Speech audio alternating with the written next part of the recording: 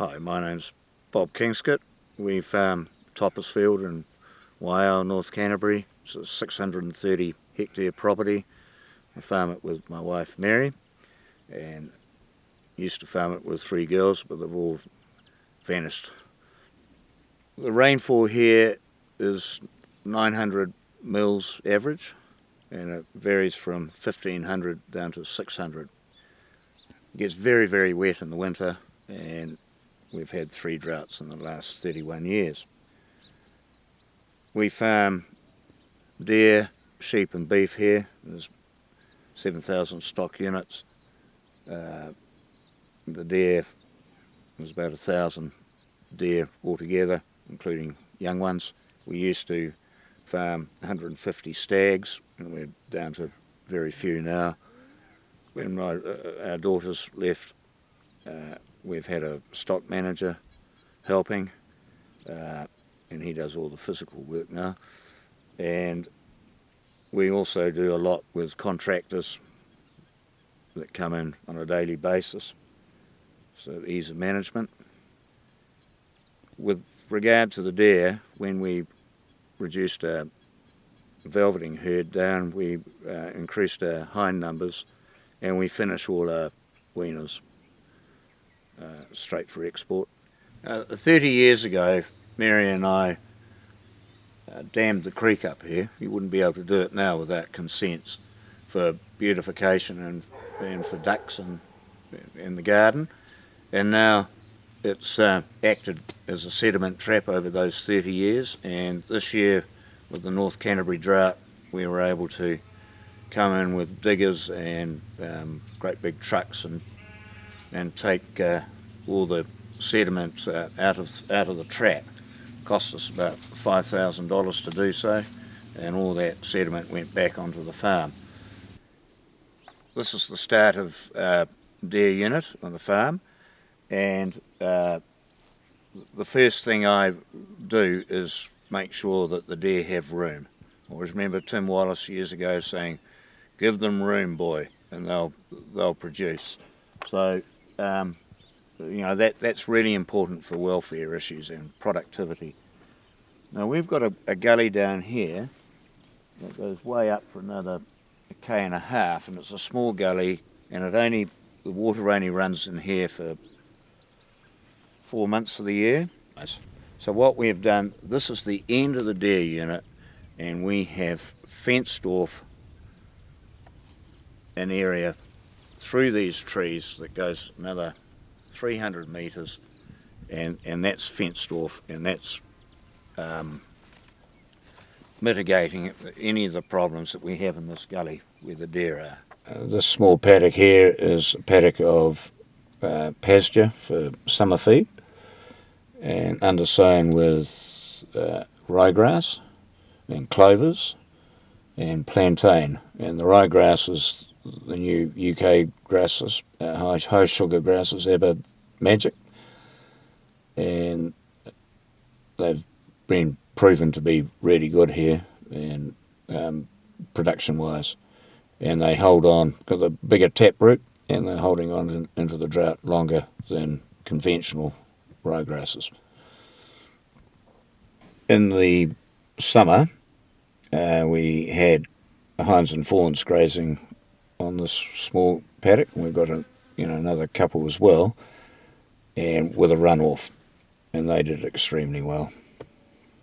This is erosion, what not to do.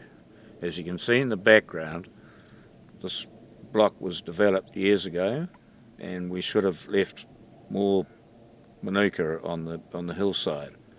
We didn't, and then 7 years ago we had a weather event in the midwinter, and a lot of rain, bang, this terrible erosion behind us.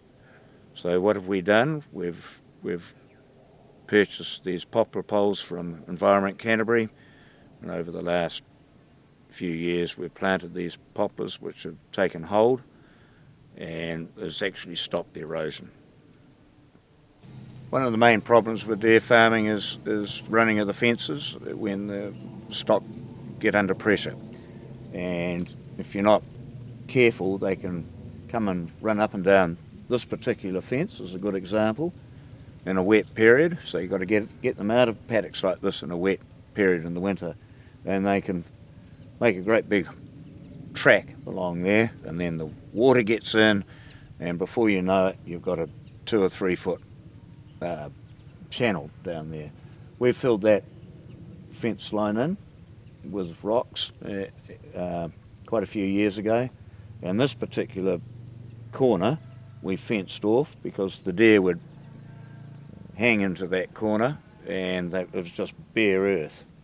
Again, you know, you were getting erosion, so we just fenced it off years ago, planted a few oaks in there. We've done that further up with natives. Years ago, one of the previous owners of this farm, Griff Jones, had wonderful vision, and during the both wars, when all the man labour was off the land, this country that you can see for miles just reverted back into scrub.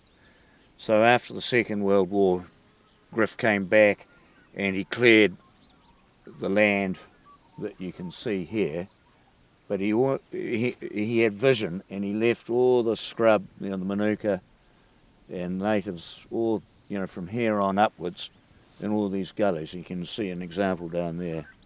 So he was a man ahead of his time. No, he really wasn't, because farmers were all like that. We all care for the land. We have just developed 2 years ago, this is part of a block, a new block, which was covered in scrub, so it was root raked and disked and sown in seed. We were very, very careful of what we took out in the way of scrub. We left it, as you can see, in very steep areas and in the gullies, and where we thought it may slip in the future, we've left, you know, pockets of little bits of scrub. So it's given us huge increase of production, and we've been doing this over the last 30 years, but we're getting better and better at doing it. Behind me is a wetland that's been there since God created it, and we have just got money from Environment Canterbury to fence this area off, and you can see a new track being on one side of it, and that fence will go in 10 days time. There's an existing fence on the other side of the gully, so that'll be fenced off, and they're paying for the fencing, and we are going to plant that area, that wetland, with more sedges, a few more cabbage trees and kauai. It's one thing we want to do, and we love that area. It's lovely to walk in it, and it acts as a sponge.